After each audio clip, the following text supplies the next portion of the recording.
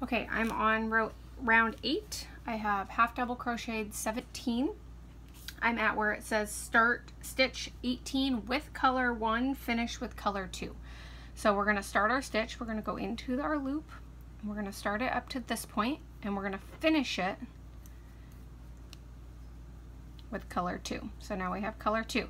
Now this strand of color 1 is just going to run right on behind, and we're just going to work right along with it and going over it, and it'll stay right in place until we need to pick it up on our next peak.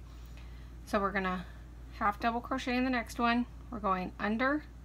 It kind of just tucks that strand there. So now we've done our first stitch with color 2, full stitch. And then this is where you can add the second strand in. So I'll show you that next.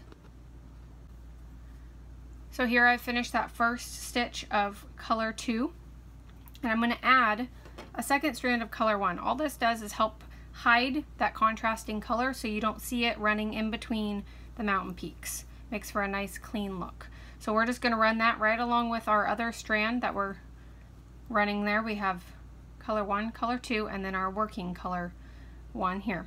So we're going to do another stitch just right in next to it.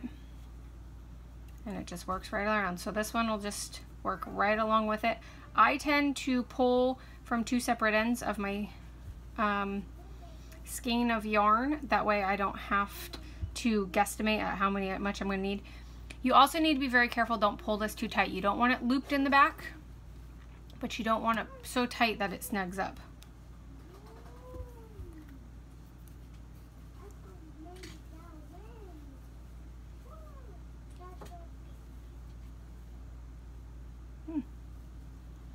Just give it a tiny little tug and it'll tuck all those little loopies back in there.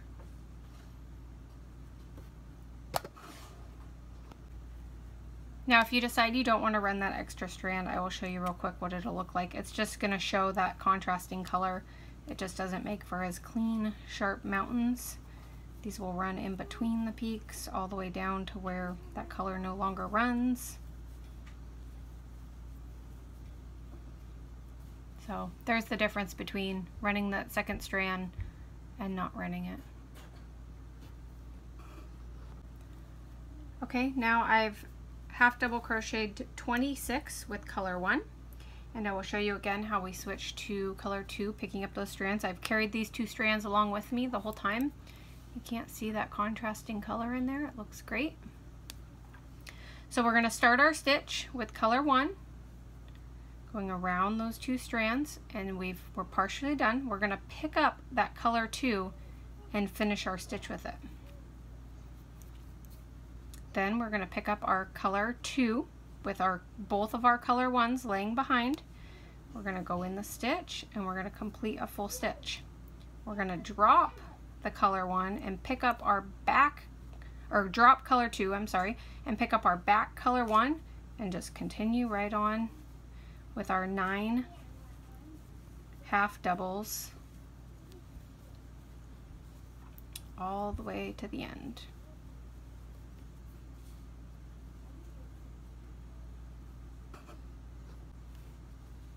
Okay, now I'm on round 9. I've half double crocheted 7 with color 1. I'm going to do 1 stitch with color 1, finishing with color 2. I'm going to go in halfway, pick up color 2, finish the stitch. Do a complete full stitch with color 2, running those 2 strands behind. I can drop that one, leaving this color 1 in the front. Pick up my back color 1 and continue on.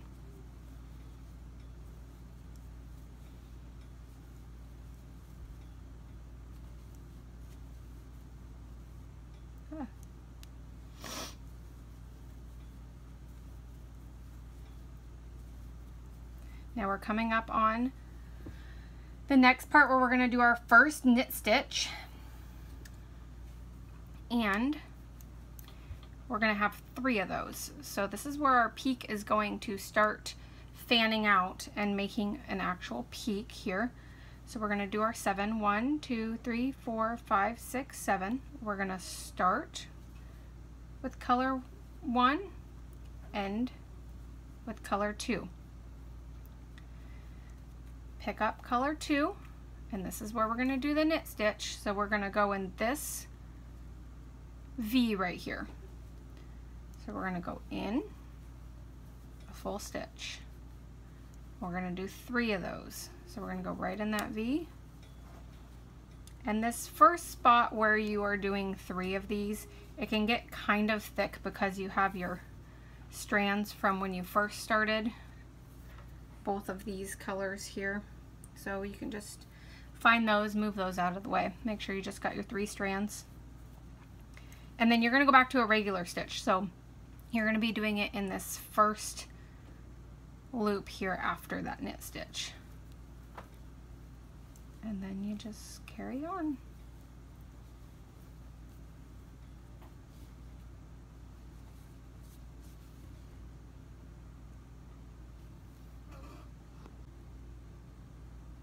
So the concept behind this is you start with your color 1 and think of it as each color that you add is going to take over the other color. So if you have your peak here, it's always going to take over this color.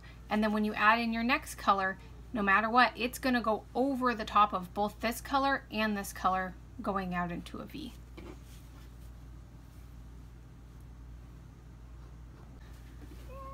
I would also like to point out with that you're always, each peak is always going to start with 1 and then go to 3 and then go to 5 and then so on till it's big enough and it runs into that next color. Now there's a few spots that have only 6 stitches, and that's because the next color comes in closer to it and takes over that stitch there. So, but in the beginning you're always going to start with 1 and then you'll increase to 3 and then you'll increase to 5 of those knit stitches, and then you just continue. The color 1 is the only color that you do a regular stitch in. All the other colors are the knit stitch, and what that does is it gives a different texture up here than the mountains, so it makes the mountains stand out a little bit more, and it makes the mountains be a nice clean peak versus sideways like these stitches run. Okay, so I'm at round 11. I have done round 10, and this is what it looks like. We got a few mountain peaks starting to show of our second color there. And I have snipped my second strand of color 1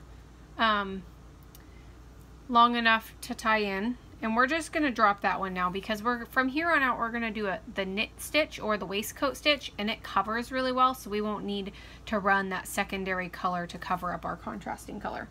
So here we're going to do our knit stitch. So we're still going to run this color behind, and instead of going in the loop right here or right here, we are going to go in the legs of the stitch. So with this being a half double crochet, there should be legs in the front and legs in the back, and you want to go right in between the legs in the back. It's a little slower and a little tighter, so make sure as you do this you're not pulling too tight, because these can be really easy to get too tight. I've also had a couple people who have, once I got into this point, sized up a half size on their hook. That way it's not too tight, because it is easy, especially when you're changing colors, to pull too tight. So we're going to complete half double, and we're going to go along, and it says, let's see, so we're going to do 1 full stitch with color 1, and then we're going to start with color 1, and this is going to be the knit stitch, and we're going to pick up that color 2.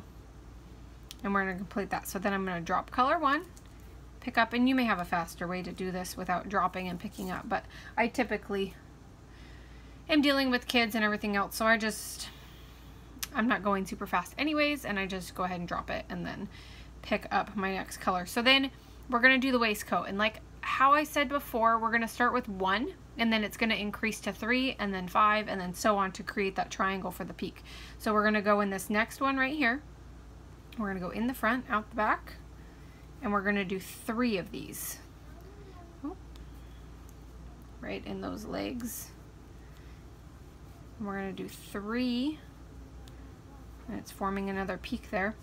And then this one is one I wanted to show because it's one starting with a color and finishing with another. So really all you're doing is yarning over, you insert it, and let's do that again. Yarn over, insert it, and pull up, and then you're picking up that color again. So it's just the very bottom of where these two peaks come together.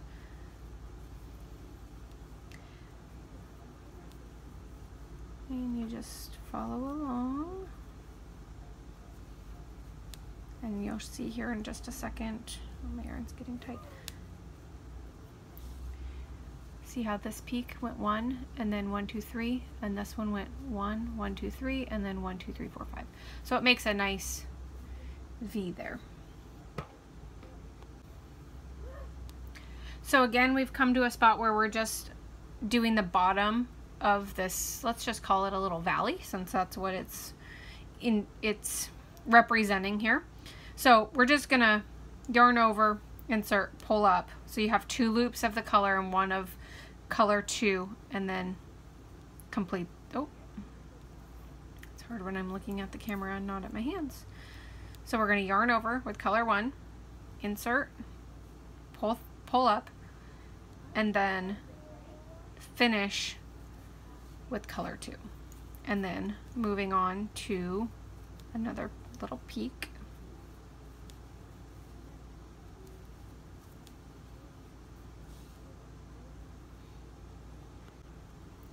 So I finished that peak there. We're going to do another one of these little valleys.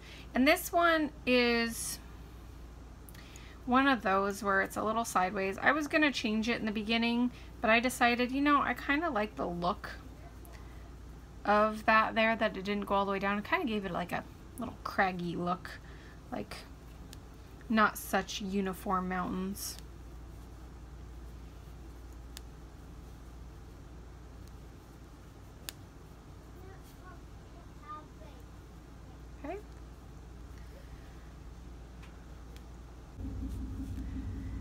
Okay, so I'm still on round 11, and I'm at the part where we're going to add in our first strand of color 3. So I'm going to do our color 1, and it's a partial stitch here.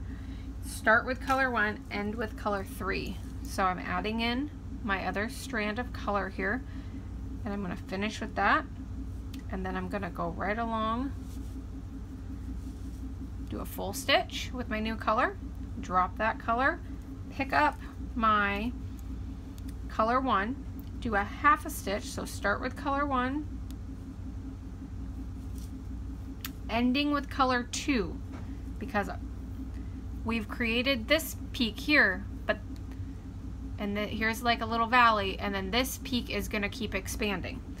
So now we're going to go with color 2, and we're going to work that along. And I still have both strands back here, just right behind. And we're going to go through the legs of the stitch, underneath those, and then just complete our stitch. And they'll just tuck right in there behind. So this is what it looks like on the front.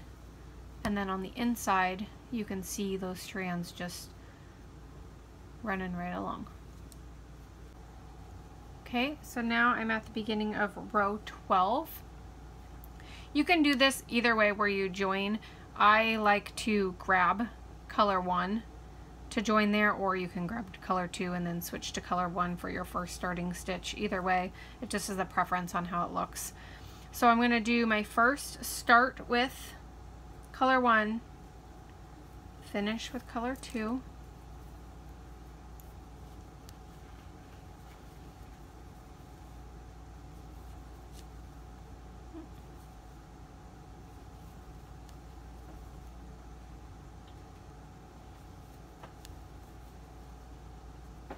And I believe, I'll need to look at the pattern, but I believe it's 7. 1, 2, 3, 4, 5, 6, 7 full stitches with color 2. And then we're going to do start with color 2, end with color 3. So we're going to start with color 2, pick up that color 3, bring it in, and then complete a full stitch. Whoop. With color 3, and then drop that and go back to working our color 2. We're going to go right on through there because this is the bottom of that valley, so And then we're going to HDC the knit stitch for 14.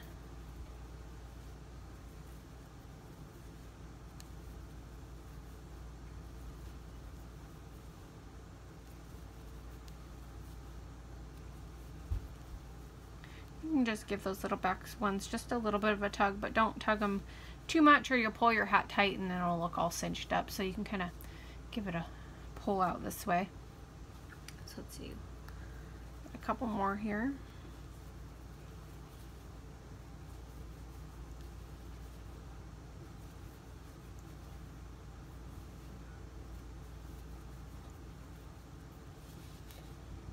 One, 2, 3, 4, 5, 6, 7, 8, 9, 10, 11, 12, 13, and 14.